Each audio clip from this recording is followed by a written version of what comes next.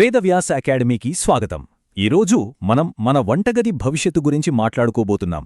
మన దేశంలోనే రూపుదిద్దుకుంటున్న ఒక అద్భుతమైన కొత్త ఆవిష్కరణ గురించి వివరంగా తెలుసుకుందాం. సరే, ముందుగా మనందరినీ కామన్గా ఇబ్బంది పెట్టే ఒక విషయంతో మొదలు పెడదాం. అదేనండి, నిరంతరం పెరుగుతున్న వంట గ్యాస్ ధరలు. ప్రతీ నెలా బడ్జెట్పై ఇది పెద్ద ప్రభావమే చూపిస్తుంది కదా. మరి ఈ సమస్యకు మన భారతీయ శాస్త్రవేత్తలే ఒక అద్భుతమైన పరిష్కారం కనుగొన్నారంటే నమ్ముతారా?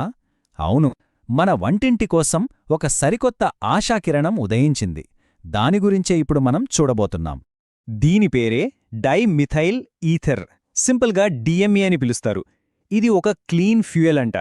అంటే ఏంటంటే మనం ఇప్పుడు వాడుతున్న ఎల్పీజీ గ్యాస్కు ఇదొక పర్ఫెక్ట్ ప్రత్యామ్నాయం కాబోతుందన్నమాట. మనందరం గర్వపడాల్సిన విషయమేంటంటే ఇది పూర్తిగా మేడ్ ఇన్ ఇండియా ఆవిష్కరణ. మన హైదరాబాదులోని Indian institute of chemical technology అంటే ఐఐసిటి శాస్త్రవేత్తలు సాధించిన ఒక అద్భుతమైన విజయమిది. సరే, ఈ ఇంధనంలో అంత ప్రత్యేకతేముంది? దాని ప్రత్యేకత అంతా దాన్ని తయారుచేసే విధానంలోనే ఉంది. నిజంగా అద్భుతమనిపిస్తోంది. కాలుష్యం నుంచి ఇంధనాన్ని ఎలా తయారుచేస్తున్నారో ఇప్పుడు చూద్దాం. ఈ ప్రాసెస్ వింటే ఆశ్చర్యపోతారు. ఫ్యాక్టరీల నుండి పొగరూపంలో వచ్చే కార్బన్ డయాక్సైడ్ ఉంది కదా, దాన్ని సేకరిస్తారు. ఆ తర్వాత ఒక ప్రత్యేకమైన కెమికల్ ప్రాసెస్ ద్వారా దాన్ని స్వచ్ఛమైన డిఎంఈ ఇంధనంగా మారుస్తారు. ఒక్క మాటలో చెప్పాలంటే పర్యావరణానికి హాని చేసే కాలుష్యాన్నే మనం వంట చేసుకునే ఇంధనంగా మార్చేస్తున్నారన్నమాట. ఇది కేవలం థియరీ మాత్రమే కాదు. ఆల్రెడీ మన హైదరాబాద్, పూణేలలో పైలట్ ప్లాంట్లు నడుస్తున్నాయి. ఇవి రోజూ 100 కిలోల డిఎంఈని ఉత్పత్తి చేస్తూ ఈ టెక్నాలజీ సక్సెస్ అని నిరూపిస్తున్నాయి.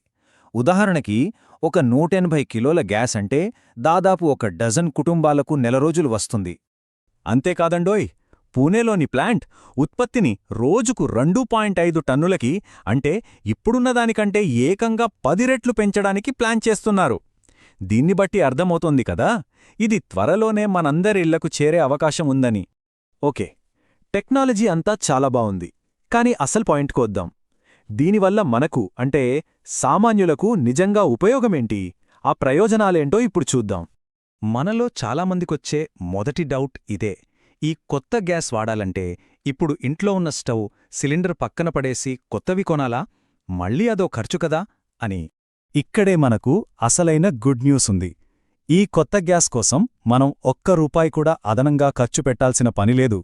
ఇప్పుడు మనం వాడుతున్న అవే గ్యాస్ స్టవ్వులు, అవే సిలిండర్లలో 20% వరకు ఈ డిఎంఈ గ్యాస్ను ఎల్పీజీతో కలిపి ఎలాంటి మార్పులు లేకుండా వాడేయొచ్చు.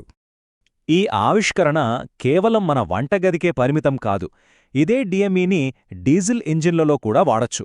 అంతేకాదు, ఇదే ఐఐసిటి శాస్త్రవేత్తలు కూరగాయల వ్యర్థాల నుండి బయోగ్యాస్ను తయారుచేసే టెక్నాలజీని కూడా అభివృద్ధి చేశారు.